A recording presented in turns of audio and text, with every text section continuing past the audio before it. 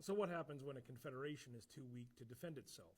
It's too proud to unite, and it's too divided to survive. Well, in Federalist number 19, James Madison and Alexander Hamilton, well, they try to demonstrate that. They turn from Greece to Europe, they examine the German Empire and the Netherlands, and they do so to prove that disunity leads not to freedom, but to foreign domination. I'm Matt Hasquin, I'm a high school history teacher, and we're taking a journey through all the Federalist Papers, all 85 of them, and we're up to Federalist number 19. So we're going in order, here we go. This is the second essay in Madison and Hamilton's history lesson trilogy. You have numbers 18 through 20 here. And together, these essays look backward to warn America's future. The message is pretty simple. If the United States remains a loose confederation like Germany or Holland, we will suffer the same fate as them. We'll have a system that looks like government on paper, but when it comes to practice, it really just kind of, falls apart. Madison and Hamilton will argue that weak confederacies are inherently unstable. And when the authority is divided and enforcement is voluntary, the result we get is paralysis, and that people will lose faith, the states will turn against each other, and stronger nations will move in to control the chaos. So, the warning is pretty clear. Either we form a union, or we'll be ruled by those who already have one. So, let's talk about the German example first. They begin with the Holy Roman Empire. It was neither holy nor Roman nor much of an empire. But anyway, it was a system that once united hundreds of German states under a single emperor. And in theory, it was a confederation for mutual defense and also for peace. But in reality, it was just this bureaucratic labyrinth. Each state was sovereign, each prince had veto power, and the emperor's decrees meant very little without local consent. So if you've been studying this stuff, you should think, wow, that sounds familiar. So it's basically the Articles of Confederation, just wearing armor.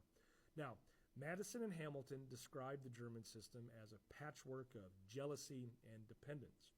The emperor couldn't raise troops or money without the approval of dozens of these petty princes, and the central courts couldn't enforce their rulings, and so you had rival states like Austria and Prussia that just ignored the authority, at will.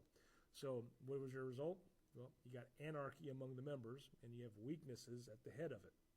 And so they will note how France and Spain and other neighbors then meddle in German politics. They use that division as a weapon. And Germany wasn't governed, Germany was actually manipulated. Then, when they turn to the United Netherlands, another famous example of how a confederacy that looks successful on the surface, is wealthy and independent and very commercial. But underneath it suffered from the same disease. Its federal council could only act by unanimous consent. Every province had veto power. Every city guarded its rights so fiercely that the union basically became useless. And then when foreign wars came, the Dutch couldn't act fast enough, and foreign troops marched in to protect them. Now, Madison and Hamilton emphasized that this weakness wasn't just political. It was actually moral as well. Citizens lost faith in a government that couldn't defend them. Leaders blamed each other. Foreign powers, they offered to help, and, that turned into control. The lesson then is rather, it's kind of chilling, right? And when a government cannot protect its people, they will turn to anyone who can. And so both the German and the Dutch examples go on to prove the same truth. A confederacy without enforcement becomes this stage for ambition. Local leaders will chase the power. Foreign nations will exploit division.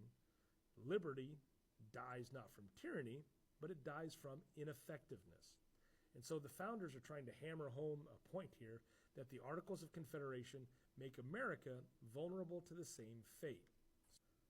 So now let's get to that chain of reasoning recap, right? So let's tighten down their logic. One, we have weak confederacies that divide power until it disappears. Then you end up with division that invites foreign manipulation. Now we have then, without any kind of enforcement, the law will collapse into more of a suggestion. And then Germany and the Netherlands, they prove this pattern. And then the Constitution prevents it by giving unity real authority. And there we have it. That's Federalist number 19 in 5 steps.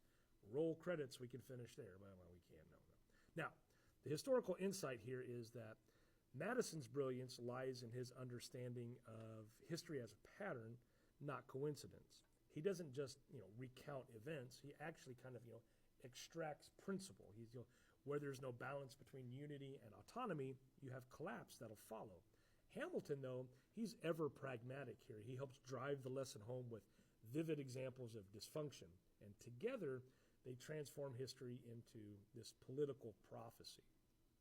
So this essay is a reminder that no nation, no matter how wealthy or proud, can survive if it refuses to act together. Now, from ancient Greece all the way to medieval Germany to modern alliances, coalitions fail when unity is optional. It's not a question of if weakness invites chaos, it's a question of when. So the moral of the story here is that Madison and Hamilton don't just admire power, they actually admire purpose, because they saw that government without coordination is government without meaning. So a republic's survival depends not only on liberty, but on the ability to defend it together. Now, that becomes the essence of federalism. You have independence with interdependence. So what we can take away here is that, one, confederacies collapse when states, they value autonomy over unity. And then two, we can say that division always invites foreign interference. And then three, strength under law is the only safeguard for lasting freedom. Now, Federalist number 19 is the midpoint of Madison and Hamilton's great historical trilogy. They've shown Greece fall, they've shown Europe fracture, and next they'll turn to the modern Germanic system in Federalist number 14. This is to finish the argument that weak unions never end well. And this message is rather timeless, and it is that unity is not the enemy of liberty, but it is the only way to preserve it. I'm Matt Hasquin, and this is another one of those things that we should all know by being alive. So if this helped you see how the history has shaped the Constitution and its design, share it. Maybe give me a follow here. But stay tuned for Federalist number 20. This is where the founders conclude this overall lesson by dissecting the failures of modern European alliances once and for all. Thanks for hanging around and watching this thing, and we'll be around for Federalist number 20.